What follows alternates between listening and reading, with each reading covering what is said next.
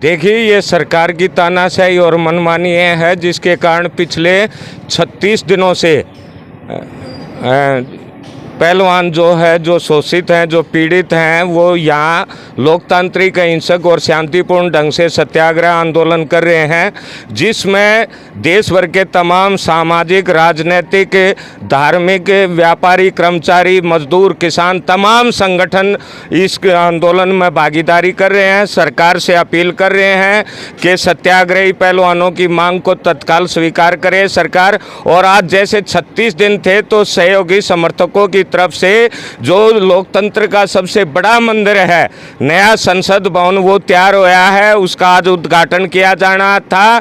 और इस मौके पर ही तमाम सहयोगी समर्थक संसद भवन पर पहुंच करके और अपनी मांग देश की सरकार के सामने बुलंद करना चाह रहे थे, लेकिन सरकार की तानाशाही का और मनमानियों का ये हाल है कि सुबह से ही आंदोलनकारियों को धरना स्थल से, सत्याग्रह स्थल से हटाया गया है और एक भी समर्थक को सत्याग्रह स्थल पर, जंतर मंतर पर पहुंचने नहीं दिया गया है। देश भर से आए हुए हजारों सहयोगी समर्थक, तमाम विभिन्न राजनीतिक पार्टियों, सामाजिक संगठन, किसान मजदूर संगठनों के कार्यकर्ता यहाँ जंतर मंतर के चारों ओर जो है लगातार पुलिस प्रशासन से, सरकार से मांग कर रहे हैं कि आंदोलनकारियों की मांगों को तत्काल स्वीकार किया जाए। और जो डिटेन किए गए हैं, सुबह से ही डिटेन भी कर रही है और यहाँ तक कि रेलें दूसरे प्रदेशों से राजधानी दिल्ली में आ रही थी, उनको दिल्ली से बाहर ही रोका गया है, कई 5-5, 6-6 घंटों से। और तमाम साथियों को बॉर्डर पर भी रोका गया है। ये सरकार की मनमानी है, ये सोचती है कि ये आंदोलन को असफल कर दे, आंदोलनकारियों का मनोबल गिरा दे, लेकिन सरकार की इस तरह की जो मनमानी है, तानाशाही है, ये आंदोलन को और अधिक तेज करेगी।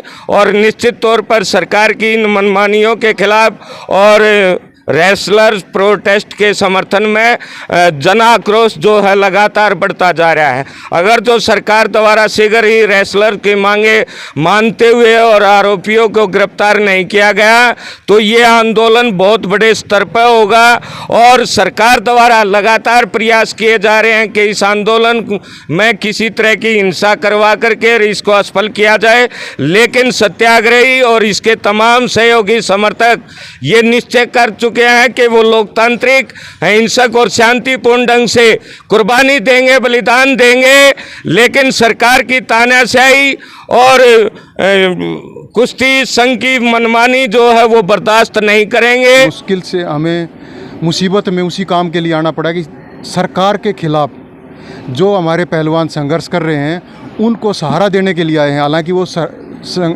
हमारे पहलवान इतने मजबूत हैं, वो सब कुछ कर सकते हैं, लेकिन इस सरकार ने इतना बेबस कर दिया आज उनको। वो बेचारे 1 महीने से सड़कों पे पड़े हैं, जो हमारे देश का नाम ऊंचा कर रहे थे, उनको हमारे जैसे आदमियों को सहारा देना पड़ रहा है। अखिल भारतीय सर्वे जाति झाझड़िया खाप महासभा का प्रधान राय सिंह झाझड़िया, हम राजस्थान से आए हैं। क्यों, हमारे लोहारू के पास में रहते हैं, गांव में, लेकिन हमारा वासा राजस्थान झुंझुनू ज़िले में बड़ुंदे से है। और क्या काम करें, हम ही खाप की तरफ से पहलवानों को समर्थन देने के लिए आए हैं। पहलवानों को तन मन धन से मदद देंगे। यदि ये अत्याचार किया है, इसके लिए सरकार को खुद जिम्मेवारी लेनी पड़ेगी। क्यों, क्या एक छोटा, क्योंकि कहते हैं बेटी बचाओ बेटी पढ़ाओ। प्रधानमंत्री जिसके लड़की है उस माँ बाप को ये पता कि लड़की कैसे रहती है, कैसे खिलाड़ी बनती, कैसे पढ़ती। मोदी जी का लड़की नहीं है, भारत खट्टर जी का लड़की नहीं, उनको क्या पता लड़कियों का क्या दुख होता है। बच्चू सिंह यादव है और मैं पहलवानों के समर्थन में आया हूँ।